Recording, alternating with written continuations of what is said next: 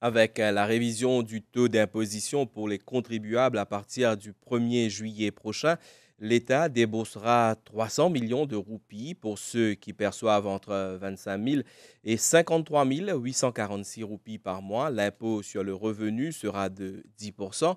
Il sera de 12,5% pour les personnes qui gagnent plus de 53 846 roupies jusqu'à 75 000 roupies par mois.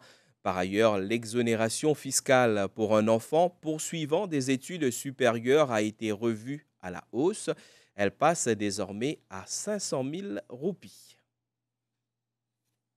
À compter de l'année financière 2022-2023, l'abattement fiscal pour les études supérieures d'une personne à charge, initialement de 225 000 roupies, passe à 500 000 roupies. Moi, j'ai des parents, ma nièce qui peut déjà faire l'étude, mais ça pour aider à l'avenir, pour les autres parents capables de soulager. Pas les autres parents capables de courage pour l'éducation des enfants, ça aide là, il y a un grand soulagement. Le taux d'imposition a aussi été revu pour les individus qui perçoivent un revenu mensuel compris entre 53 846 roupies et 75 000 roupies. Ce taux passe à 12,5% au lieu de 15%. Pour les gens qui gagnent entre 25 000 et 53 846, le taux de taxation est de 10%. Maintenant, tout le monde qui gagne entre 53 846 et 75 000 roupies par mois, le taux de taxation est de 12,5% au lieu de 15%.